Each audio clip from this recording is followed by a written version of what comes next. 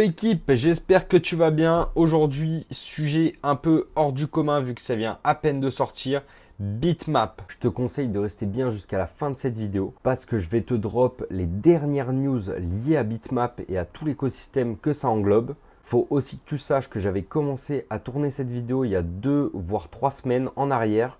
Donc à l'époque, Bitmap était encore mintable, c'est-à-dire que tu pouvais choisir le bloc que tu désirais pour l'inscrire s'il était disponible bien sûr.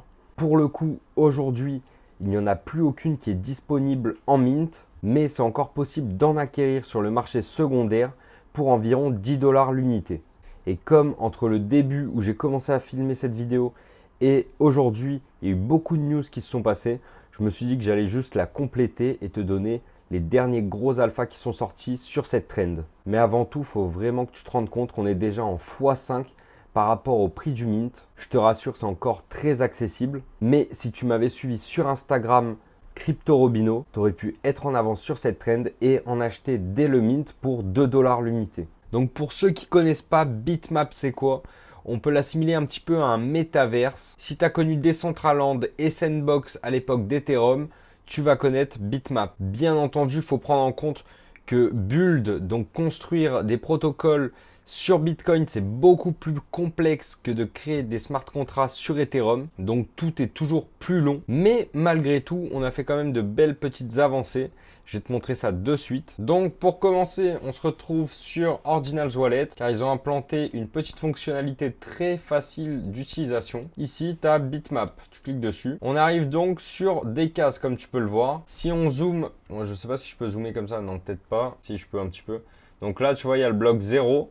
Et puis après, ça descend. Voilà. Plus on descend, plus il y a de numéros. Donc en fait, qu'est-ce que c'est? Ça représente juste les blocs de Bitcoin. Donc si on descend tout en bas, on arrive ici donc bloc 796 000. Et en allant à droite, parce que tu peux aussi te décaler, on a les derniers blocs qui viennent d'être minés du coup. Comme tu peux le voir, on se rend ici sur Mempool. Donc c'est là où ça te permet de voir visuellement quel bloc est passé et quel bloc n'est pas passé. Les frais pour faire passer une transaction aussi. Bref, c'est une plateforme très très utile. Mais ici, on voit donc que les derniers blocs qui sont passés, 186, 187, 188. Logique. Donc là, si on va sur Bitmap, on voit que le dernier, c'est le 186. Donc, c'est pas mis à jour automatiquement, mais on n'est pas loin de la fin, comme tu peux le voir. Donc, cette carte visualise bien tous les blocs qui ont été minés sur la blockchain BTC. Ici, encore une fois, si tu n'en trouves aucun de disponible, c'est normal. Donc, les oranges, ils ont tous été achetés. Les verts, c'est ceux qui sont en vente sur le marché secondaire et tu peux cliquer dessus pour voir leur prix, comme tu peux le voir. Donc voilà, si jamais tu vas en minter un, tu as juste à te rendre sur Ordinals Wallet, tu te décales jusqu'à trouver un bloc qui n'est pas miné. Donc si tu veux inscrire ton propre bloc et choisir le tien, tu as juste à te rendre sur cette carte, tu te décales vers la droite à fond pour pouvoir trouver voilà, des blocs noirs qui sont disponibles. J'en ai sélectionné un et il y a marqué Inscribe One, donc tu peux en prendre plusieurs. Bien sûr, dès qu'ils sont encore dispo. Et tu peux en inscrire 5 si tu as envie. Si tu cliques là-dessus, tu vas avoir le récap du numéro des blocs que tu as sélectionné. Ici, tu peux choisir les frais que tu désires pour inscrire. Moi, je te conseille de te mettre au moins, pas besoin d'être en fast, mais en... Ouais, ça passe direct en fast. Bon, tu mets le point juste au-dessus, un SAT de plus au-dessus pour pas être en slow. Et puis, tu vois le prix que ça te coûte. Donc là, pour 1, 2, 3, 4, 5 inscriptions, j'en ai pour 8 $. Donc après, tu appuies sur Inscribe, tu valides avec ton wallet et c'est terminé.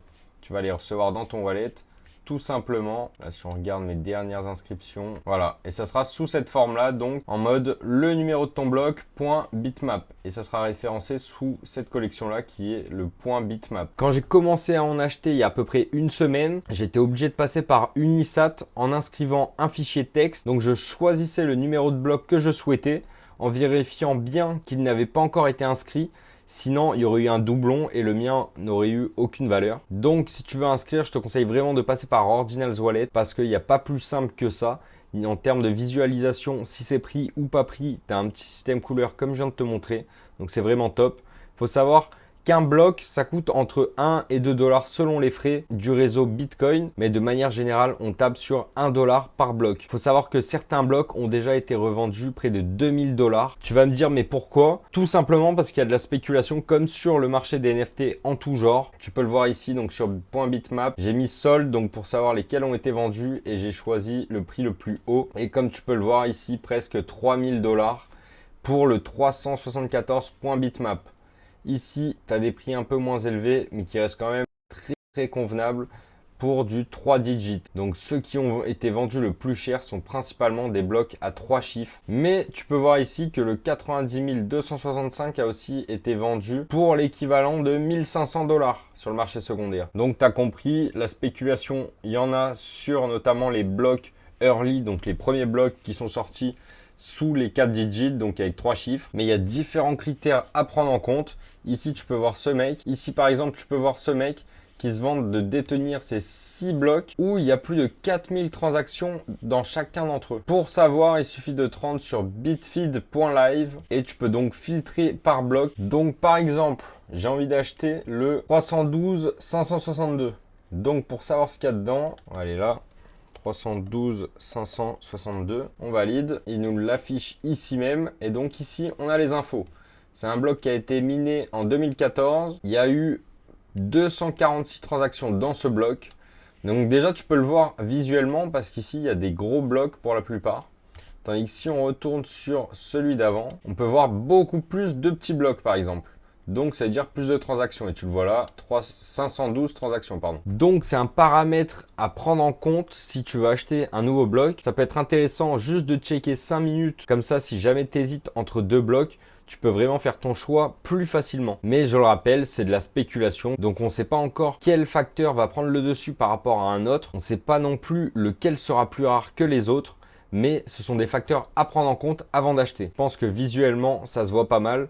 Mais ça ressemble fort à Decentraland et Sandbox en termes de blocs sur lesquels tu peux potentiellement inscrire des images parce que ça c'est une narrative supplémentaire dont on entend beaucoup parler sur Twitter en ce moment. Il y a un moyen simple de voir un peu l'avancée globale de Bitmap et des innovations qui sont dessus, c'est de marquer Bitmap sur ta barre de recherche Twitter. Et comme tu vois, je me suis retrouvé sur ce compte-là. Regarde-moi ça, Decentraland mon pote. Là c'est vraiment, ça commence à être du concret. Hein. Il y a du visuel, il y a quelque chose qui se passe. Ah oui, donc ça c'est H Bakery qui a tweeté ça. Donc en fait ça représente tous les blocs. Donc de base, il y avait beaucoup plus de noirs parce que les blocs n'étaient pas inscrits. Maintenant, tu vois qu'il y a de moins en moins de noirs. Et si je me trompe pas, il reste moins de 90 000 inscriptions possibles sur BTC. Je crois qu'il reste 85 000 avant que tous les blocs ne soient inscrits et qu'il n'y en ait plus à la vente. Il faudra uniquement en acheter sur le marché secondaire. Tu comprends bien qu'à ce prix-là, ça vaut pas le coup de se priver. En tout et pour tout, si tu en prends une seule,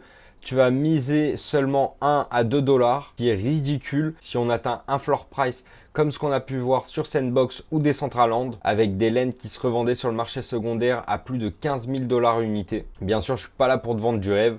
Je t'explique juste que c'est un très bon point d'entrée et que le risque est très limité. Mais ça reste du early, donc c'est comme quand j'avais investi chez BTC Machine. D'ailleurs, tu peux voir, j'ai fait un petit décor derrière là avec le t-shirt que j'ai reçu, mes 2 pizzas BTC Machine, mon poster et puis un petit emballage BTC Machine. Mais à l'époque, c'est pareil, j'avais misé, sauf que moi, ma mise et le risque que j'avais pris équivalait à 450 dollars. Pour l'instant, c'est un pari réussi parce que j'ai fait facilement 1 x 10, même si je vends en marché baissier comme aujourd'hui. Mais se positionner sur quelque chose de early à un si petit prix, c'est une opportunité à ne pas louper. Comme quand on voit l'évolution des Bitcoin Frogs qui étaient gratuites au mint et qui ont atteint 2700, 3000, même 4000 dollars au pic. Tu peux le voir ici, il y a d'autres avancées petit à petit. Ils construisent la city et tout ce qui va se passer dans le métaverse, j'imagine. Sauf que là, on est sur un métaverse sur Bitcoin, c'est-à-dire la blockchain la plus sécurisée du monde. Et en gros, comment ça se passe ? Quand tu inscris un bloc de BTC en tant qu'inscription sur un Satoshi, donc tu détiens entre guillemets le nom de domaine .bitmap avec les chiffres qui correspondent au bloc que tu as miné au début. Mais sur Bitcoin, c'est compliqué pour pouvoir scanner les métadatas de ton bloc et du coup de ton nom de domaine Bitmap. Donc pour partir vers un métaverse, il va falloir des sites qui sont capables de scanner ton bloc, scanner ton inscription et dire ok, cette personne est détenteur de tel bloc et tel bloc. Donc ça va se faire via des applications externes. C'est pour ça qu'il y a différents partenaires qui se mettent en place, différents développeurs aussi qui développent leur propre plateforme pour scanner ces blocs et pouvoir créer du coup un univers hors du commun. Mais comprends bien que ça reste vraiment de l'innovation. Là, tu paries sur quelque chose qui peut faire un x4000 et qui peut faire un x0, c'est-à-dire tout perdre. Tout dépend vraiment de l'évolution que tout cet écosystème va prendre. Forcément, si les gens doivent choisir entre un métavers sur Ethereum ou sur BTC, je pense que ça se finira sur BTC. Mais tout dépend les conditions. Car si tu as de plus gros frais à payer sur BTC que sur Ethereum, peut-être que ça peut endiguer un peu le truc. Mais il y a le Lightning Network qui pourrait intervenir. Donc en soi, c'est encore super flou pour le futur. Mais c'est un très bon pari à prendre à mon goût. C'est pas un conseil financier, fais tes propres recherches. Donc une des premières nouveautés qu'on peut voir sur Ordinals Wallet dans la section Bitmap, c'est le floor price.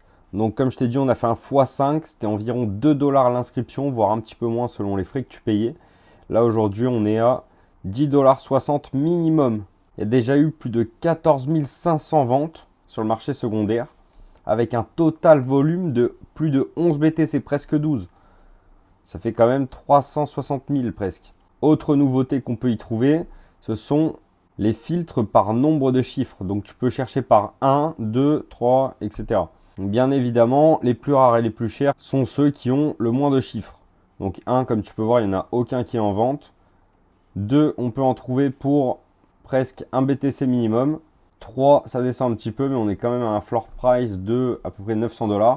Tout ça pour un mint qui était à 2 $, je te le rappelle encore une fois. Bon, on va pas se mentir, les 3 digits, c'est quasiment impossible. Moi, le minimum que j'ai, c'est 5 digits. Et le moins cher en 5 digits, c'est 0,305. Donc, ça fait à peu près 15, allez, 16, 17 $, quoi. Donc, sur mon wallet, ici, j'en ai 38 pour un floor price voilà, de 10,60. Et en tout, ça fait un équivalent de 400 $. Je te rappelle juste que j'ai dépensé moins de 80 $ pour avoir tout ça et un équivalent de 400 $. Là, je les ai mis à ces prix-là, tout simplement parce que j'estime que ça peut monter plus haut. Et pour des 5 digits comme cela, ça peut être intéressant et des personnes peuvent être intéressées pour les racheter. Bien sûr, c'est spéculatif. Pour l'instant, c'est trop tôt pour le dire. Ici, une news du 12 juillet d'Ordinals Wallet où ils disaient donc qu'ils avaient ajouté la fonction de recherche sur Bitmap pour chercher une map en particulier. On peut aussi trouver rapidement ceux qu'on détient avec les petits carrés verts, ainsi que ceux qui sont en vente plus rapidement. Il suffit de te rendre sur la map. Ici, on peut filtrer les lends qui sont en vente, donc les petits points verts comme tu peux voir, mais aussi trouver nos lends à nous. Donc là, bon, faut chercher, mais elles sont quelque part par ici. Une autre nouveauté qui est sortie il y a quelques jours seulement, c'est qu'à l'intérieur de son bloc, on va pouvoir inscrire nos propres parcelles. Donc comme tu peux le voir ici, Your District. Donc ça, c'est ton bloc et Your Parcels qui font en fait référence aux transactions à l'intérieur de ce bloc-là. Et il explique ici que pour faire en sorte qu'une parcelle soit indépendante du bloc, il faut donc inscrire sa propre parcelle et taper un point d'interrogation. Il y a encore pas mal de taf à faire, comme tu vois, cette petite liste, mais ça avance quand même très vite. Ce qu'il faut comprendre, c'est que sur Bitmap, chacun va être libre de créer le métaverse qu'il désire. Il pourra avoir l'apparence de ce qu'il veut. Et comme tu peux le voir ici, par mf.sat, ils ont commencé à créer leur métaverse à eux.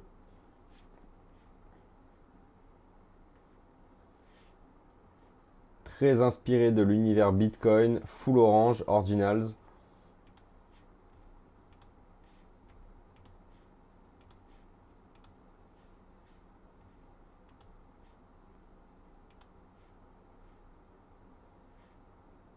Je vais te montrer des statistiques pour que tu te rendes vraiment compte à quel point c'est early et surtout à quel point c'est super rare de détenir des points bitmap. Donc nefu.sat, je peux vraiment que te conseiller de le suivre étant donné qu'il parle beaucoup de bitmap, c'est des avancées. Donc ici, il fait un petit comparatif.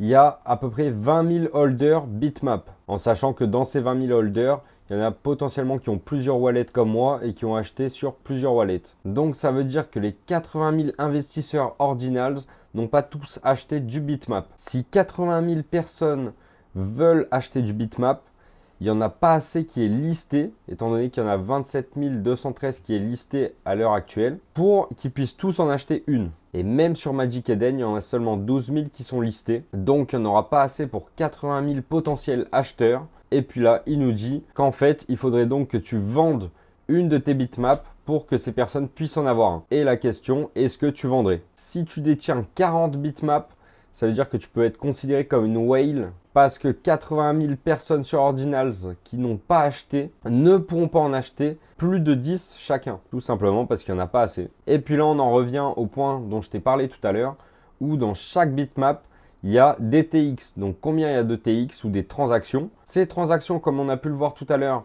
vont pouvoir être découpées en parcelles et donc tu pourras potentiellement vendre ces parcelles ou les louer à des personnes qui voudraient lancer un métaverse, un business dans le métaverse. Donc certes, ça reste des suppositions, mais détenir un bitmap ou plusieurs à l'heure d'aujourd'hui, c'est vraiment quelque chose de cadeau. Et honnêtement, même à 10 $ l'unité, je trouve ça très peu cher. Donc même si tu n'as pas profité du mint à 2 $, je te conseille quand même d'en prendre une. C'est pas un conseil en investissement, bien évidemment, fais tes propres recherches. Mais par rapport au risque que tu vas prendre en achetant une map et les potentiels rewards que tu peux en tirer dans le futur, je trouve ça quand même assez exceptionnel. Car 10 $, c'est quoi? C'est un McDo ou même un kebab ou un Grake si tu as envie. Je te montre une autre petite analyse de Triangle Traders qui nous dit que Bitmap a maintenant un market cap de 6 millions de $. C'est un x7 si tu es inscrit avant le blockout, donc avant que ce soit mint out. Il nous rappelle que le token Ordi sur la BRC20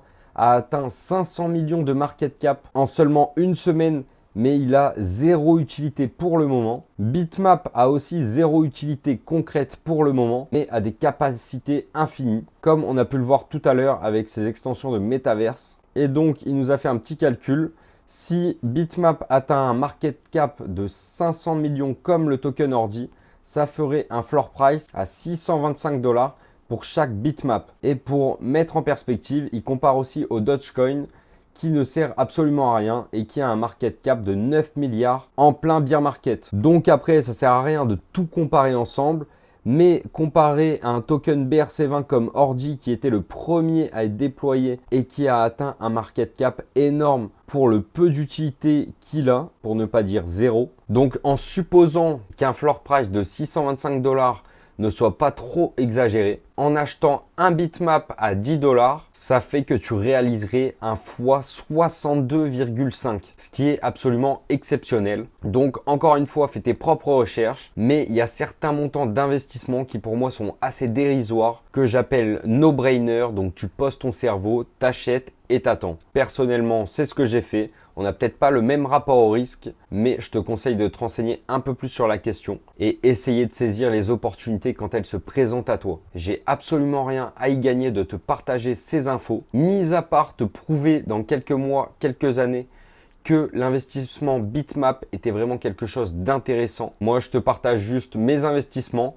Pourquoi je le fais, j'essaye d'analyser au mieux. Donc j'espère que ça te plaira. N'hésite pas à lâcher un petit pouce bleu, ça fait plaisir. Partage cette vidéo à toutes les personnes qui pourraient être intéressées par l'investissement Bitmap et dans le métaverse sur Bitcoin. Parce qu'encore une fois, on est sur la crypto-monnaie la plus sûre du marché et la plus sécurisée. Tout le monde croit en Bitcoin, contrairement à Dogecoin ou à Ethereum où les avis peuvent diverger. Bitcoin reste le king. Mais en tout cas, j'espère que cette vidéo t'aura plu, que je t'aurais pu t'expliquer un peu plus en détail donc ce qu'est Bitmap et cette nouvelle tendance qui est en train d'émerger. N'hésite pas à t'abonner, à liker, ça donne de la force, ça fait plaisir, ça me permet de continuer à délivrer du contenu gratuitement. Et sur ce, à la prochaine frérot!